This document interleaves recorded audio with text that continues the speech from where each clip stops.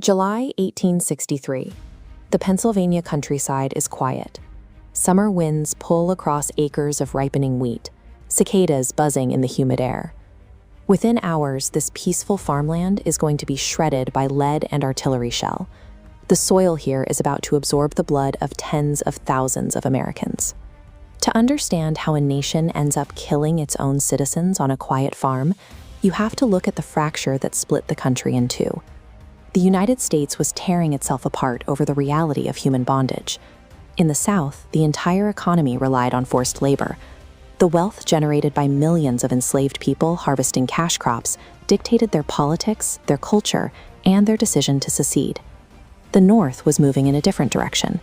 The region was rapidly industrializing, pouring capital into factories, railroads, and urban centers, relying instead on wage labor to build a massive manufacturing base.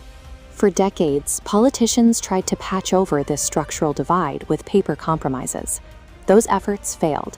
The differences were too vast to legislate away, leaving warfare as the only way to settle the dispute. By the third year of the war, the fighting spills over the borders. This map shows General Robert E. Lee pushing his Confederate Army north, crossing the Mason-Dixon line into Pennsylvania. The pressure on the Union is immense. If the Northern lines shatter here, the Confederate Army has a clear path to Washington, D.C., and the central government likely falls. Standing in their way is the Army of the Potomac. These Northern troops are fighting a defensive war on their own soil, tasked with keeping the Republic alive and securing the promise of emancipation. Marching toward them are men who, just 3 years earlier, were their countrymen. This is a conflict where citizens are looking down the barrels of rifles at their former neighbors. Both massive armies stumble into each other near a small crossroads town called Gettysburg. This accidental meeting forced the two largest forces on the continent into a 3-day struggle that neither side could afford to lose. Over 3 sweltering days, more than 160,000 men collide in the hills and fields surrounding the town. The military commanders leading them learned how to fight decades earlier. They order their men to march shoulder to shoulder, massing in tight, outdated infantry formations. But new technology had rendered those old tactics suicidal. Both armies are now widely equipped with the rifled musket. Older smoothbore muskets fired round lead balls that tumbled unpredictably through the air. The new rifles have spiraled grooves cut into the inside of the barrel. These grooves spin the bullet, giving it flight stability and drastically extending its lethal range and accuracy. Marching densely packed lines of men into a wall of accurate, high-velocity lead resulted in astonishing casualty rates. The old ways of moving troops, combined with the new ways of killing them, created an industrial-scale slaughter. This lethal mismatch reaches its peak on the 3rd day.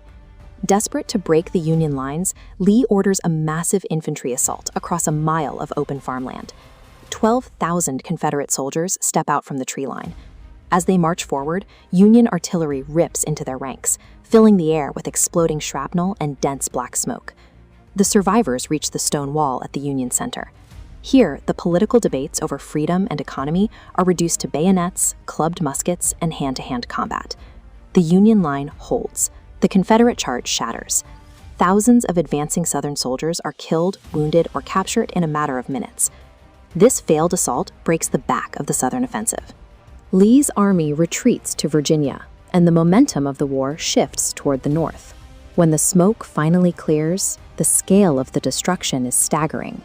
In just 3 days, more than 50,000 Americans are dead, wounded, or missing.